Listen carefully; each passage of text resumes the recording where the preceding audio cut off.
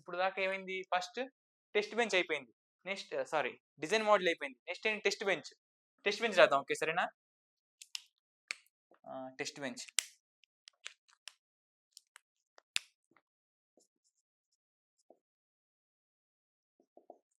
Okay.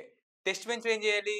యాక్చువల్‌గా same ఈ test bench ఎందుకోసం? ఈ ఇన్‌పుట్స్‌కి 0, 0 యాక్చువల్‌గా మన అంటిగేట్ ట్రూత్ టేబుల్ ఏంటి?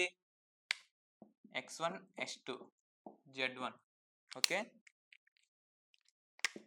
0, 0, 0, 1, 1, 0, 1, 1, 0, 0, 0, 1 రావాలి. ఓకే. దీన్ని మనం టెస్ట్ చేయాలి. ఇక్కడ ఇవ్వడానికి డిక్లేర్ చేయడానికి ఉండదు. సో అందుకని టెస్ట్ బెంచ్‌కి వచ్చాం. ఓకే. టెస్ట్ బెంచ్‌లో ఏం చేస్తాం? ఫస్ట్ టెస్ట్ బెంచ్ కూడా రాద్దాం. ఓకే సరేనా? ఫస్ట్ మాడ్యూల్ నేమ్ ఏంటి? అండిగేట్ సేమ్ అదే and gate test bench. Okay. And gate test నేను ఇచ్చుకున్నా. మీ ఇష్టం ఏదైనా ఇచ్చుకోండి. Okay no problem. కానీ దానికి దీనికి డిఫరెన్స్ ఉండాలి. ఓకే. నెక్స్ట్ మాడ్యూల్ నెక్స్ట్ ఇక్కడ ఇన్పుట్ ఇచ్చాం కదా, ఇన్పుట్‌ని రిజిస్టర్ కింద తీసుకోవాలి. ఓకే. ఎందుకంటే వాల్యూస్ వస్తాయి 0, 0 మనం చెప్పే కదా. ఓకే. Input register. ఓకే. అవుట్‌పుట్‌ని వైర్ కింద తీసుకోవాలి. Okay. Wire. Okay.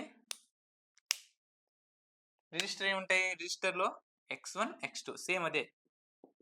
వైర్‌లో z1. Okay. ఇప్పుడు ఏం చేయాలి? ఇంతవరకు మాడ్యూల్ డిక్లేర్ చేసాం. నేమ్‌ని రిజిస్టర్ ఇన్పుట్ అవుట్పుట్ చేసాం. ఓకే. నెక్స్ట్ టాస్క్ ఇనిషియల్ టాస్క్‌ని ఓకే చేద్దాం.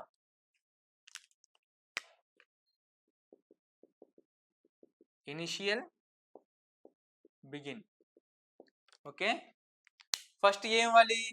బిగిన్ చేసాం కాబట్టి x1 వాల్యూ ఇద్దాం. ఇవన్నీ ఇద్దాం. x1, x2, x3 వాల్యూస్ ఇవ్వాలి. Okay. x1 is equal to 0, x2 is equal to 0. ఏంటిది? 0, 0 ఏంటి? కంపేర్ దానికేం తెలియదు. అందుకేం చేయాలి మనం?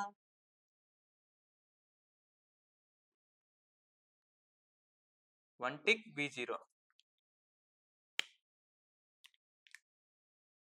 1 tick b0.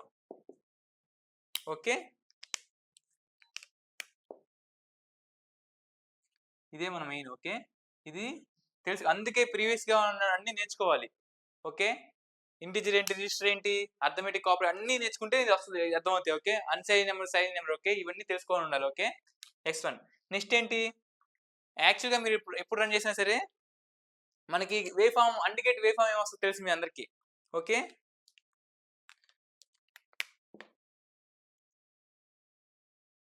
ఓకే. ఇప్పుడు ఒక సైకిల్‌ని అలా కాదు. ఎలా చెప్పాలి మీకు?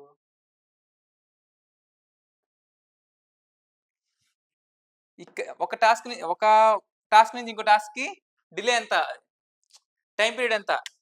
10 నానో సెకండ్స్. ఓకే. ఓకే. ఇది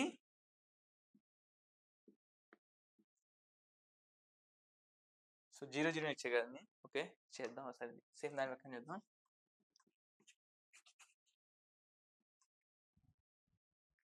జీరో జీరో ఇచ్చాం. ఓకే. ఇది x1, x2, z1. ఓకే. ఇవి outputs. Okay. Output waveform కూడా చూడాలి. ఓకే. ఇన్పుట్ ఏమి ఇచ్చాం?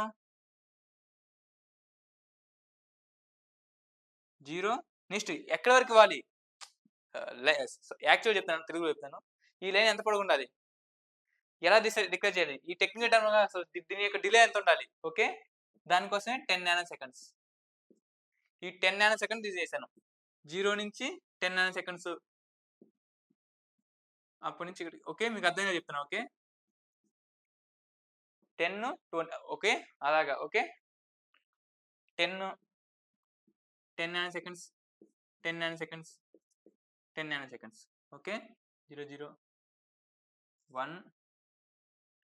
1 లైన్ వంకర వచ్చింది. No problem. మనకు కావాల్సిన information. Okay.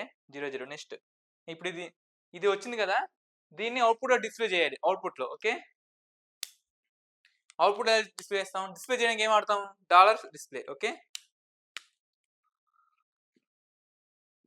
Dollar display.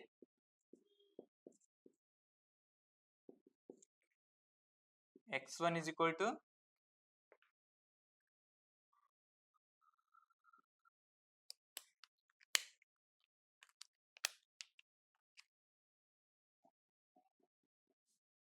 x1 is equal to percentage b. దీన్ని రిప్రజెంటేషన్ చేయడానికి okay, comma s2 is equal to percentage b. Binary represent చేయాలి ఎందుకంటే బైనరీ కాబట్టి ఓకే. నెక్స్ట్ z1 కూడా రిప్రజెంట్ చేయాలి. z1 అవుట్పుట్ కదా, మనం ఇన్పుట్స్ వేస్తున్నాం, అవుట్పుట్ మనం చూడాలి. So z1 is equal to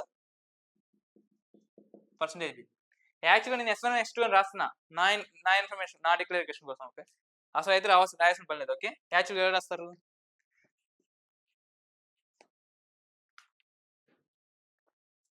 percentage b percentage b percentage b comma x1 x2 z1 okay. ఇలా రాస్తే ఈ x1 దీనికోసం, ఇది దీనికోసం, ఇది దీనికోసం రాసినట్టు ఓకే. మీకు అర్థమైతే చెప్తున్నాను ఓకే. మనకు అవుట్పుట్ ఇలా ప్రింట్ అవుతాయి 0 0 0 ఇలా ప్రింట్ అవ్వదు, 0 0 0 ఇలా వస్తుంది, మనకు తెలియదు కదా. అందుకని ఏం చేస్తాము, x1 is equal to ఇది, x2 is equal to ఇది, z1 is equal to ఇది ఓకే.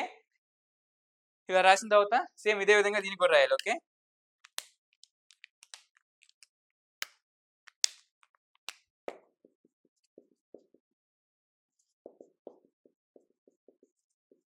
సేమ్ ఇక్కడ రాయండి, s3 is equal to అబ్బా నా వాళ్ళు అయితే లేదు, ఈ డిస్ప్లే ఫంక్షన్ రాయాలా ఓకే.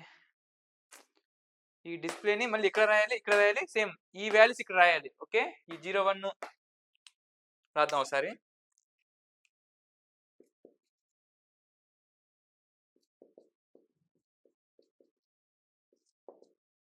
సేమ్ ఇక్కడ రాయాలి, x4 is equal to 1 tick b 1, s2 is equal to 1 tick b 1 1 1. నేను మీకు అర్థం కావడం కోసం చెప్తాను, ఇది అరేంజ్ చేస్తాను 0 0 సేమ్ ఇదే రాశాను 0 0 0 1 ఇక్కడ 1 సారీ. నెక్స్ట్ ఇక్కడ ఎంత 1 0 1 1 ఓకే. ఇన్పుట్ ఇచ్చేసాం, నెక్స్ట్ ఇంతవరకు అయిపోయింది 0.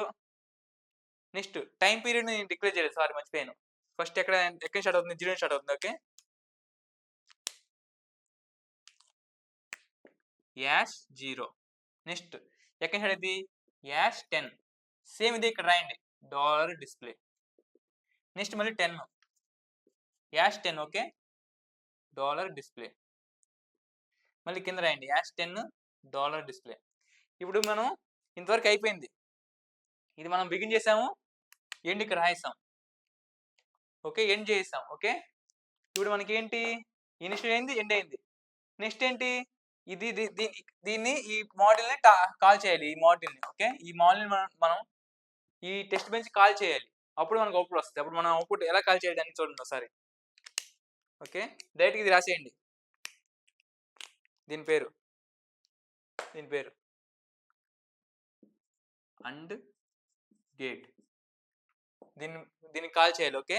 నెక్స్ట్ ఇన్స్టాన్షియేషన్ చేయాలి మాడ్యూల్కి, ఇన్స్టాన్షియేషన్ మాడ్యూల్ నేమ్ ఇన్స్టాన్ చేసేయాలి. తర్వాత యూనిట్ అండర్ టెస్ట్, నెక్స్ట్ ఈ నేమ్ ఏదైనా రాసుకోండి ఓకే. నెక్స్ట్ 2 పార్ట్ పీసెస్ ఇది close okay. Unit under test మనం ఇక్కడ నేమ్ ఏదైనా రిక్వైర్ చేసుకోండి, మీ ఇష్టం అది ఓకే. ఇప్పుడు ఏం చేస్తాం, ఈ x1 x2 z1 okay, x1 x2 z1 okay, dot x1 x1 comma dot s2 x2 comma dot z1 z1 okay. ఇది ఇన్స్టాంటేషన్ ప్రాసెస్ ఓకే. లాస్ట్ ఏంటి, ఎండ్ మాడ్యూల్ ఓకే.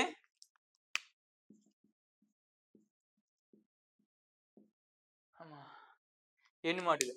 ఇప్పుడు మనకి ఎంత టైం వేస్ట్ అయింది, ఎందుకని ఈ డాలర్ డిస్ప్లే ఇది రన్ చేస్తే ఏమొస్తుంది అవుట్పుట్, ఇది వస్తుంది 0 0 0 0 1 0 1 0 1 1 1 1 అని వస్తుంది. నెక్స్ట్ అవుట్పుట్ ఇక్కడ ఏమొస్తుంది, ప్రింట్ ఇక్కడ ఏమైనా డిస్ప్లే అయింది, x2 0 1